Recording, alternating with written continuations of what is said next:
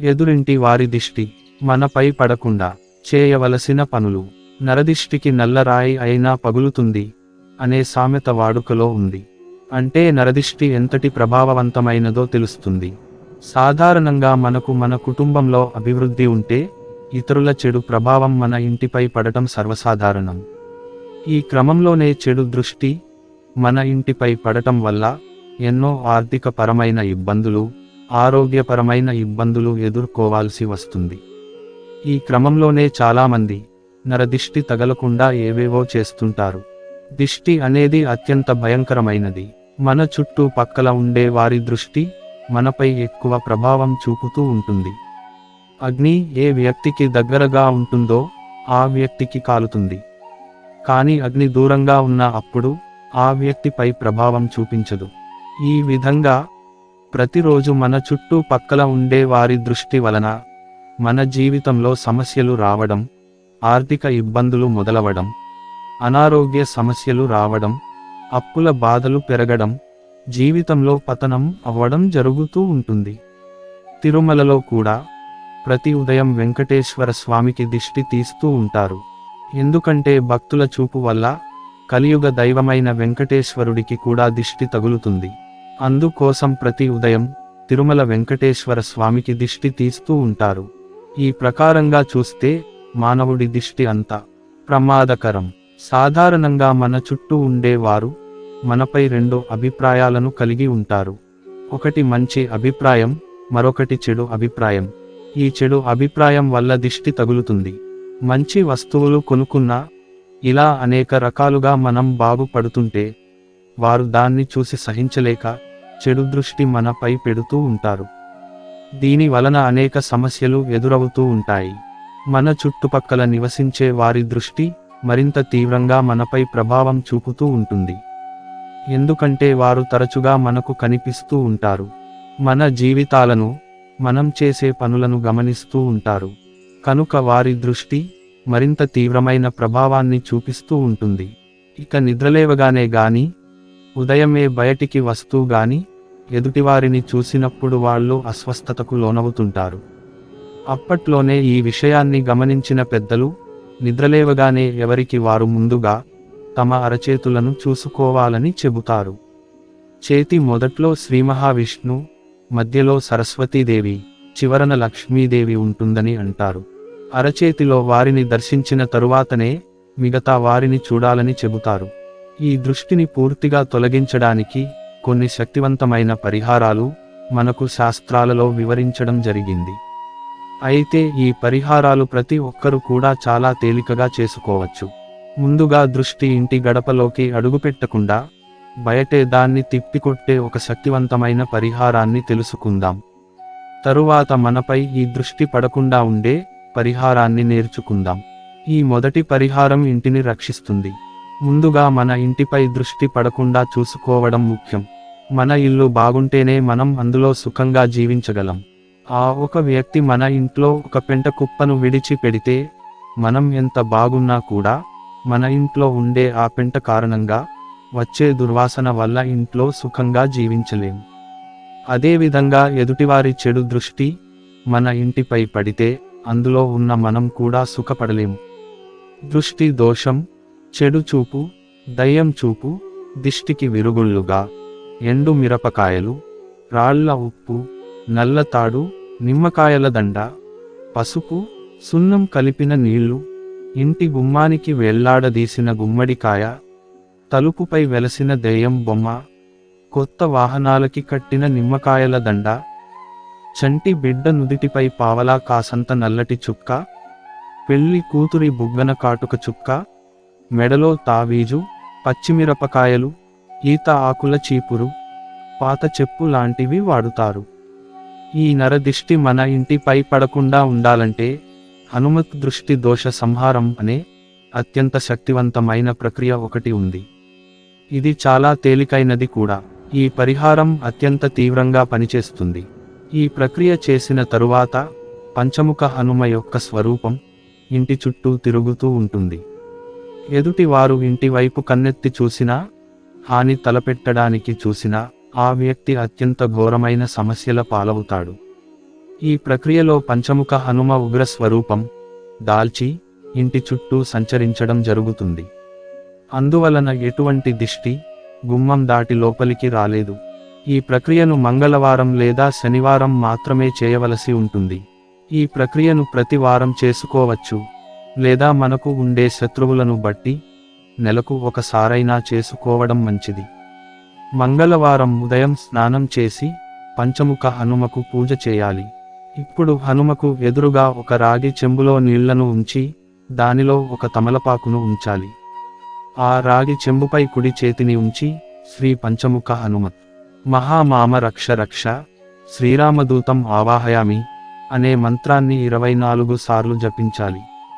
తర్వాత ఈ నీటిని తమలపాకుతో ఇంటి చుట్టుపక్కల జల్లుతూ వచ్చి చివరిగా ఇంటి ముందు జల్లి ఆ నీరు పూర్తిగా అయిపోయే వరకు ఆ తమలపాకు ఉపయోగించి ఇంటి ముందు జల్లుతూ ఉండాలి. ఇలా ఇంటి చుట్టూ తిరిగి జల్లుతున్న సమయంలో మనం ముందుగా పూజ చేసిన పంచముఖ హనుమను కూడా మనతో పాటు తీసుకువచ్చి ఇంటి చుట్టూ తిప్పుతూ ఆ నీటిని జల్లుతూ ఉండాలి. అందువలన ఈ ప్రక్రియకు ఇంట్లో ఉండే ఇంకొక వ్యక్తి సహాయం తీసుకోవడం మంచిది. పొరపాటున కూడా ఈ ప్రక్రియను పక్కింటి వారితో బంధువులతో చేయించకూడదు. కేవలం ఈ ప్రక్రియను ఆ ఇంట్లో ఉన్న దంపతులు వారి సంతానం మాత్రమే చేయాలి. ఇప్పుడు ఆ తమలపాకును ఇంట్లోకి తీసుకువచ్చి దానిపై గంధంతో శ్రీరామ అని రాసి శ్రీరాముడి పాదాల వద్ద పెట్టండి.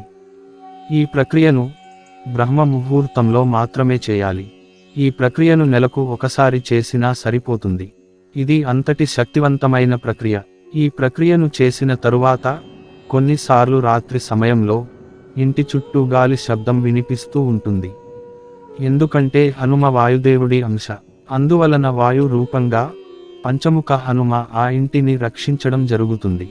ఈ పరిహారం చేసిన వారం కంటే ముందే ఇంట్లో పూర్తిగా ప్రశాంత వాతావరణం కూడా ఏర్పడడం, మనసు తేలిక కావడం మనం గమనించవచ్చు. ఎదుటి వారి కంటి నుండి వచ్చే నకారాత్మక శక్తి వల్ల మన నాశనం మొదలవుతుంది. దీని నుండి తప్పించుకోవడానికి ఉన్న మార్గాలలో ప్రధానమైనది కుంకుమని ప్రతిరోజు బొట్టుగా పెట్టుకోవడం. ఆడవారైనా మగవారైనా దేవుడి సన్నిధిలోని కుంకుమని తీసి బొట్టుగా పెట్టుకుంటే నరదిష్టి నుండి తప్పించుకోవచ్చు. ఇక రెండవ ప్రక్రియలోకి వెళ్తే ఈ ప్రక్రియ మనపై ఇతరులు దృష్టి పడకుండా కాపాడుతుంది. ఈ ప్రక్రియను హనుమన్ రాక్షసాంతక అని అంటారు. ఇది వ్యక్తిని భూతప్రేత పిశాచాల నుండి ఇతరుల నరదృష్టి నుండి పూర్తి రక్షణ కల్పిస్తుంది. ఈ పిశాచాలు అంటే దెయ్యాలు వంటివి కాదు. మనకు చెడు జరగాలనే దృష్టి ఉన్న వ్యక్తిని కూడా పిశాచి అని అంటారు. ఈ పరిహారం చేసే సమయంలో కొన్ని జాగ్రత్తలను తీసుకోవాల్సి ఉంటుంది. ఈ పరిహారం చేసే ముందు 1 వారం లేదా 3 రోజులు రామనామాన్ని జపించాలి. అప్పుడే ఈ పరిహారం చేయడానికి అర్హత లభిస్తుంది. ఇలా ఎందుకు చేయాలి అంటే రామనామాన్ని జపిస్తే సకల పాపాలు నశిస్తాయి. అలాగే హనుమాను గ్రహించాలంటే ముందుగా రాముని ఆరాధించాలి. పురాణాల ప్రకారం రామనామం ఎక్కడ వినిపిస్తుందో, ఎవరు రామనామాన్ని స్మరిస్తూ ఉంటారో అక్కడ నేను సజీవ రూపంలో ఉంటాను, వారిని నేను అనుగ్రహిస్తానని హనుమ శ్రీరాముడికి మాట ఇచ్చాడు. అందుకే ఈ ప్రక్రియకు ముందు వారం రోజులు లేదా 3 రోజులు తప్పకుండా రామనామాన్ని జపించాలి అనే నియమం ఉంది. ఇది చాలా సులువైనది. రోజూ 10 నిమిషాలు కూర్చుని రామనామం జపిస్తే సరిపోతుంది. ఇలా చేయడం వలన మనలో ఉన్న పాపాలు నశించి రాముడి అనుగ్రహం లభిస్తుంది. ఈ రామనామం జపించే సమయంలో పైకి జపించవచ్చు లేదా మనసులో జపించవచ్చు. ఈ ప్రక్రియకు ముందు రోజులలో ఎంత ఎక్కువ రామనామం జపిస్తే అంత మంచిది. ఎక్కువ సమయం చేయలేని వారు కనీసం 10 నిమిషాలైనా జపం చేయడం మంచిది. ఇలా రామనామ జపం 7 రోజులు పూర్తయిన తరువాత మరుసటి రోజు ఉదయం బ్రహ్మ ముహూర్తంలో లేచి స్నానం చేసి మరొకసారి ఒక 10 నిమిషాలు ఈ రామనామాన్ని జపించాలి. ఇప్పుడు ఒక ఎర్రటి దారాన్ని 5 సార్లు చుట్టి దాన్ని ఒక తాడుగా చేయాలి. ఈ ఎర్రటి దారం పంచముఖ హనుమకు ప్రీతికరమైనది. ఈ ఎర్రటి దారాన్ని కుడి చేతిలో ఉంచి మహాబలాయ వీరాయ శత్రున్ నాశయ నాశయ అనే మంత్రాన్ని 12 సార్లు జపించి ఆ దారాన్ని కుడి చేతికి కట్టుకోవాలి, లేదా మగవారు తమ మొలతాడుకు, ఆడవారు వారి మెడలో ఉన్న తాళికి ఈ దారాన్ని కట్టుకోవచ్చు. అలాగే ఈ దారాన్ని కట్టుకున్న వెంటనే మహాబలాయ వీరాయ శత్రున్ నాశయ నాశయ అనే మంత్రాన్ని మరొక 12 సార్లు జపించాలి. ఈ దారాన్ని కట్టుకున్న తరువాత ఆ రోజు ఇంటి నుండి బయటకు వెళ్ళకూడదు. ఈ దారాన్ని వాయుపుత్ర అస్త్రం అని అంటారు. వాయుపుత్ర అంటే వాయుదేవుడి కుమారుడైన హనుమ అస్త్రం అంటే ఆయుధం. అంటే ఈ దారం హనుమంతుడి ఆయుధం అని అర్థం. ఈ అస్త్రం మహాశక్తివంతమైనది. ఎంతటి తీవ్రమైన శత్రువైనా దీని ముందు నిలవడం సాధ్యం కాదు. ఎందుకంటే ఈ అస్త్రంలో కూడా హనుమ యొక్క వాయు శక్తి ఉంటుంది. ఈ వాయు శక్తి పిశాచ శక్తులను, దిష్టి దోషాలను తొలగించడంలో అత్యంత వేగంగా పనిచేస్తుంది. ఇతరుల చెడు దిష్టి మనపై పడకుండా ఇది మనకు పూర్తి రక్షణ కల్పిస్తుంది. ఈ తాడును కేవలం ఎరుపు రంగు దారంతో మాత్రమే చేయాలి. ఇక దిష్టి తగిలిన వారికి ఉప్పు, మిరపకాయలు వంటివి తల మీదుగా చుట్టూ తిప్పడం, అంటే ఇతరుల నుంచి ప్రసరించబడిన విద్యుత్ కిరణాలను, వలయాన్ని సృష్టిస్తూ విచ్ఛిన్నం చేయడమన్నమాట. అయితే ఇలాంటివి అందుబాటులో లేనప్పుడు దిష్టి తగిలిన వాళ్ళు ఇబ్బంది పడుతూనే ఉంటారు. అలాంటి పరిస్థితుల్లో రేణుకాదేవిని స్మరించుకోవాలి. రేణుకాదేవి నామాలను స్మరించడం వలన, ఆమె స్తోత్రాలు చదువుకోవడం మూలంగా దిష్టి ప్రభావం నుంచి వెంటనే బయటపడొచ్చు. అలాగే ఏ గృహిణి అయితే నిత్యం ఇంట్లో దీపారాధన చేసి కులదైవాన్ని పూజిస్తుందో, కులదేవతా యంత్రానికి ఎరుపు రంగు పుష్పాన్ని, బెల్లాన్ని భక్తితో సమర్పిస్తుందో ఆ గృహిణి ఉండే ఇంటికి నరదిష్టి కాని, నరపీడ కాని ఏది పని చేయదు. లక్ష్మీ నరసింహస్వామికి నిష్ఠతో ప్రతిరోజు ఎవరైతే దీపారాధన చేసి నల్లటి మిరియాల పొడిని ఆయన ముందు నైవేద్యంగా ఉంచుతారో వారికి ఎట్టి నరపీడ కలగదు. మగవారైతే నడుముకి ఎరుపు రంగు దారాన్ని మొలతాడుగా కట్టుకోవడం వల్ల, చిన్న పిల్లలు నలుపు రంగు దారాన్ని మొలతాడుగా కట్టుకోవడం వల్ల ఈ దిష్టి తగలకుండా బయటపడవచ్చు. ఇక నరదిష్టి, నరపీడ నుండి తప్పించుకోవడానికి ఉన్న అతి ముఖ్యమైన మార్గం ఇంటి గృహిణి ఎడమ కాలికి నలుపు రంగు దారాన్ని కట్టడం. ఇలా చేస్తే ఆ ఇంటి సభ్యులపై కూడా నరదిష్టి ప్రభావం ఉండదు. ఎందుకంటే ప్రతి ఇంటికి భార్యే మహాలక్ష్మి ప్రతిరూపం. ఆమెపై ఎలాంటి చెడు ప్రభావం లేకుంటే ఆ గృహంలోకి కూడా ఎలాంటి నెగిటివ్ ఎనర్జీ ప్రవేశించలేదు. అలాగే పెళ్లి కాని స్త్రీలు నల్లటి దారానికి మెడలో కట్టుకోవడం వల్ల నరదిష్టి నుండి తప్పించుకోవచ్చు.